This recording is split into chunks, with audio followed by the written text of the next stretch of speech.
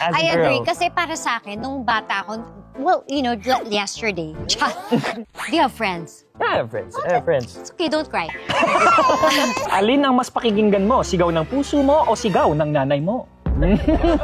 Based on experience. Nakakaloka.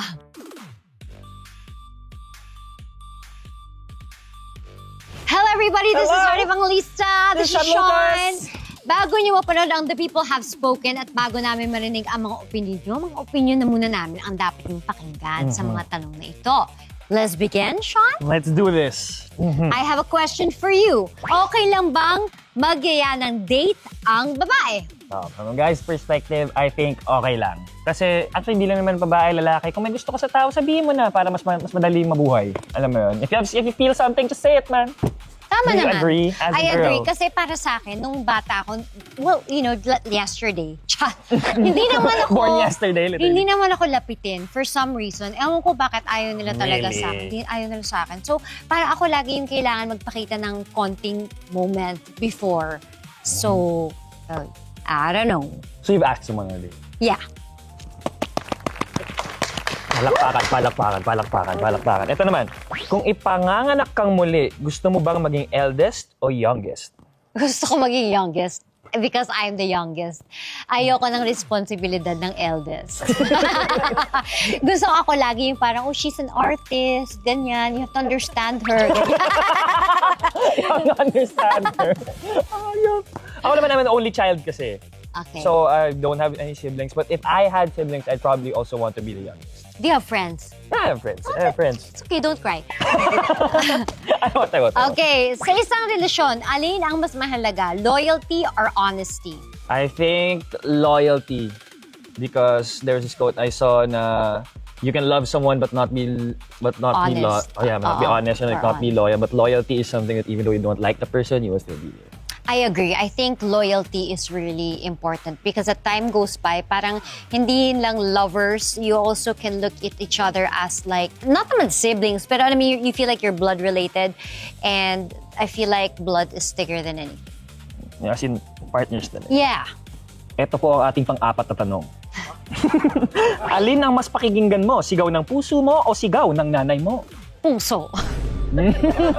Based on experience? Nakakaloka. Hindi, kasi nagigets ko naman yung nanay ko.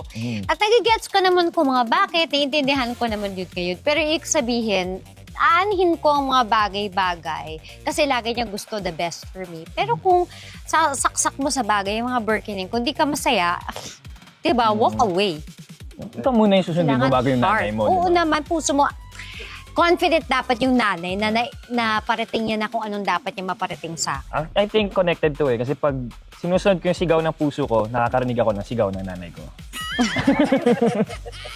Ito ako na pala. Yes. Alin ang pipiliin mo? Mabuhay ng masaya pero hanggang 25 years old ka lang o mabuhay hanggang 80 years old pero sad ka? Sa tingin ko hanggang 25 years old na masaya ako. Kasi masaya kasi naman di gusto mabuhay ng masaya. 25 years na yun, na sulit. Okay na sa akin yun. Ako din. Ako 25 kasi aanhin mo yung mga bagay-bagay kung hindi ka naman masaya at malungkot ka. Nagtumagal ka pa ng 8 years para lang maging malungkot ka. Diba? Kahit nga isang araw lang, basta sobrang sayo mo, diba? Tama! Tama. Eto na. Alin ang hindi mo kakayanin? Mawalan ng internet connection for 24 hours o mawalan ng boses for 24 hours? Oh my God. Mahirap na tanong. Kaya ko kasi tumihimik ng 24 hours eh. Vulkan kasi ako, so kaya kong tumihimik. Siguro yung internet, para yung information, hindi tumitigil, tapos matututo pa ako, hindi yung dadak ka ng dadak. Kasi kaya na mawala ng internet kasi may ba may gumagawa ngayon ng mga social media detox. It's like a thing now. So mas ayaw mo ng matagal na boses? Oo, kasi sino mag-host ng The People Have Spoken? Di ba? Wala tayong Wow. boses. Iba ka rin. Diba? Okay. Alin ang mas nakakakilig? Good morning? Or, nakuwi ka na ba? Be? Inimagine, nagpa-fantasy. Gusto mo yung Be? Be, sa akin, good morning. Kasi parang ikaw yung una niyang inisip sa umaga eh. Ikaw yung una niyang tinext eh. So, mas nakakakilig para sa akin. Ikaw ba? Ewan ko kung jaded ako, pero wala akong pakialam sa good morning. Alamin mo na lang, kasi busy ako sa morning. Alamin mo naman kung napagod ba ako o safe ba Kung ako. nakauwi ka ng safe. Kung nakauwi ba ako. Tama Siguro yun naman. naman. Tama Kasi naman. mas worried siya dapat, di ba? Kasi kung good morning tapos wala namang pake sa gabi, Oo. Yun lang yung last text. Good morning Yes. lang. Wala nang sumunod. wala Okay, follow-up. Okay. You changed my mind. Nakauwi ka na ba? Yes. Alright, the people have spoken. We have spoken. Magsisimula na po yan June 6, 6:15 p.m.